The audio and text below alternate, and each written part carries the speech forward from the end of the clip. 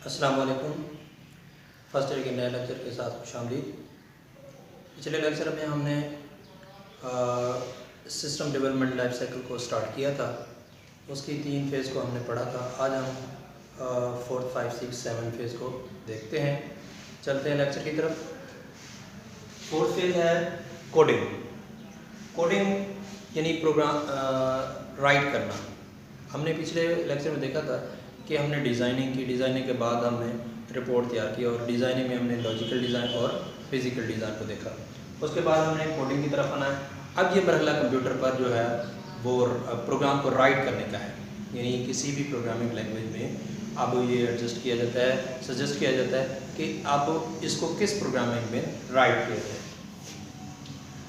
Writing program for the system. अब ये system के लिए, इसमें अगर एक छोटा सा सिस्टम, छोटा सा सॉफ्टवेयर बना रहे हैं तो एक ही सिंगल प्रोग्रामर जो है ना वो उसको एडजस्ट कर लेता है। अगर बहुत बड़ा सॉफ्टवेयर है, बहुत ऑर्गेनाइजेशन, बड़ी ऑर्गेनाइजेशन के लिए बनाया जा रहा है तो टीम ऑफ प्रोग्रामर जो है ना वो रिक्वायर होती है।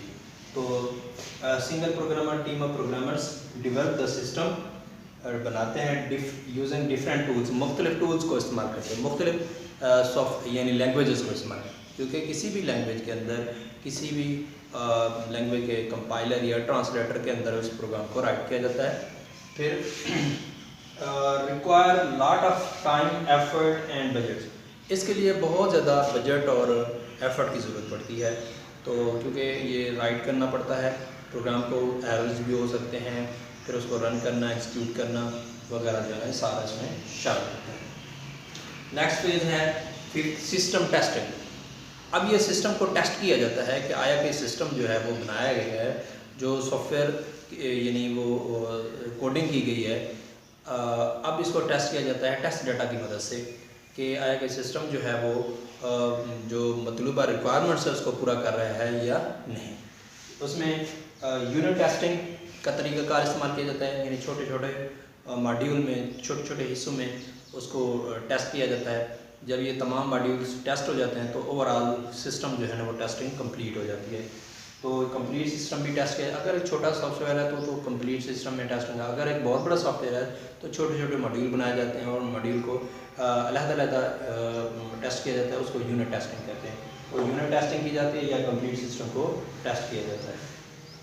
नेक्स्ट 6th फेज है सिस्टम इम्प्लीमेंटेशन। जब टेस्टिंग कंप्लीट हो जाती है, अब जो सॉफ्टवेयर जिसके लिए बनाया गया, जिस इदारे के लिए बनाया गया, उसकी रिक्वायरमेंट्स को कंप्लीट कर रहा है, पूरा कर रहा है, फुलफिल कर रहा है, तो तब ये सिस्टम जो है उसके लिए वहाँ पे जिस इदारे के लिए, जिस सॉफ्टवेयर, जिस ऑर्गेनाइजेशन के लिए बनाया, वहाँ पे जाकर इंस्टॉल कर दिया जाता है, लागू कर दिया जाता है, इम्प्लीमेंट कर दिया जाता है। तो इस फेज़ को सिस्टम इम्प्लीमेंटेशन कहा जाता है। सिस्टम इम्प्लीमेंटेशन के मुख्तलिफ तरीक़ाकार हैं। एक है डायरेक्ट इम्प्लीमेंटेशन। डायरेक्ट से मुराद ये है डायरेक्टली जाकर पूरे का पूरा सिस्टम वहाँ पे इंस्टॉल कर दिया जाता है। दूसरा तरीका है पैरेलल इम्प्लीमेंटेशन। एक सॉफ्टवेयर है तो उसको पुराना सॉफ्टवेयर अगर ऑलरेडी चल रहा है तो उसके साथ जो है नया सॉफ्टवेयर इंस्टॉल कर दिया जाता है, ताकि वो पुराने सॉफ्टवेयर के साथ साथ नए सॉफ्टवेयर को भी यूज़ करें, उसको समझें। तो जब वो पूरा समझ लेंगे न्यू सिस्टम को, तब पुराना ओल्ड सिस्टम को जो है ना वो अनइंस्टॉल कर दिया जाता है। इस तरीके से जो है वो जो यूज़र होते हैं वो उनको कोई परेशानी वगैरह नहीं होती। उसके बाद है फेज़ इम्प्लीमेंटेशन।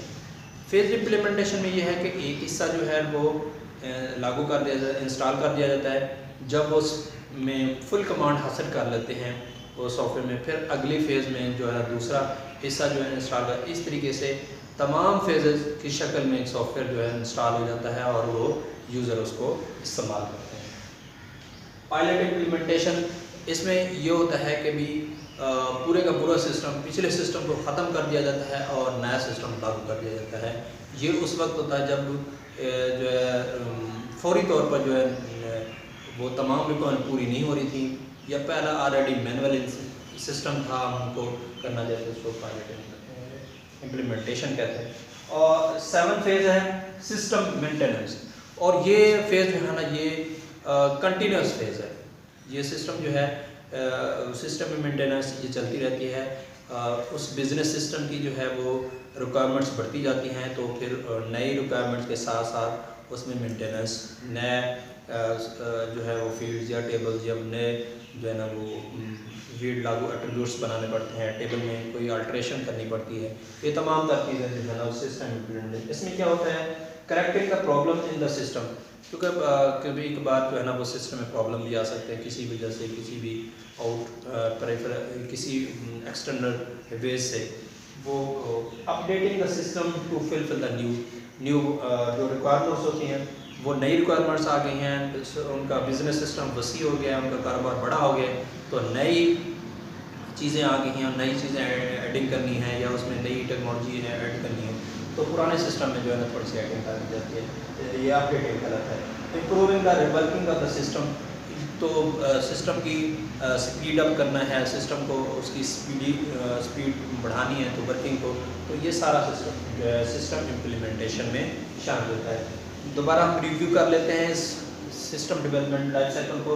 सबसे पहले जो है प्रीलिम में इन्वेस्टिगेशन की जाती है, इब्तदाई जो है तहकीक है, उसके बाद सिस्टम एनालिसिस डिज़ाइन की जाती है। अगर सिस्टम डिज़ाइनिंग में कोई प्रॉब्लम आ गए हैं, कोई जो है वो सही तरीके से वो उसमें इन्वेस्टिगेट नहीं किया गया, तो दोबारा इसको रिव्यू के लिए दोबारा प्रीलिमिनरी इन्वेस्टिगेशन तरफ भेजा जाता है, उस फेज़ को बात होता है। और उसके बाद अगर ये कंप्लीट हो जाता है, सिस्टम एनालिसिस कंप्लीट है कोई रिक्वायरमेंट, उसके बाद सिस्टम डिज़ाइन की तरफ भेजा जाता है।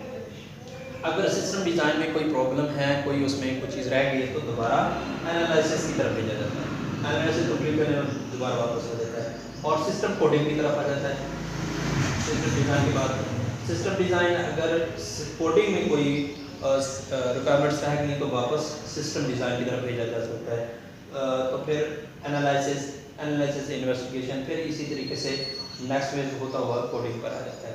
तो इसी नेक्स्ट फिर टेस्टिंग की तरफ आ जाता है। टेस्टिंग में कोई जो मतलूबा रिजल्ट नहीं आ रहा है, तो फिर वापस पिछली फेज में पहुंचाया जाता है। फिर वो उससे होता हुआ उसकी पूरी रिक्वायरमेंट, हर फेज की रिक्वायरमेंट पूरी करते हुए सिस्टम टेस्टिंग में दोबारा आ जाता है। फिर उसके बाद सिस्टम इम्प्लीमेंटेशन पर आ जाता है। सिस्टम इम्प्लीमेंटेशन में कोई प्रॉब्लम है तो पिछली फेज में जाया जाता है, अगर उसमें हल हो जाते हैं तो फिर वापस इधर, अगर नहीं होता तो पिछली फेज, अगर पिछली फेज में भी कंप्लीट नहीं होते फिर वापस फर्स्ट फेज पर दोबारा सेव होता हुआ दोबारा रिव्यू करने के बाद दोबारा इम्प्लीमेंटेशन में पहुंच जाता है। उसके बाद ये सिस्टम इम्प्लीमेंट हो जाता है और सिस्टम मेंटेनेंस लास्ट इसकी फेज है। इस तरीके से आज का जो लेक्चर है ख़त्म हो जाता है और इस तरीके से हमारा जो लेक्चर चैप्टर नंबर 1 जो है कंप्लीट होने को है। इंशाल्लाह नेक्स्ट लेक्चर के लिए खुदा हाफिज़।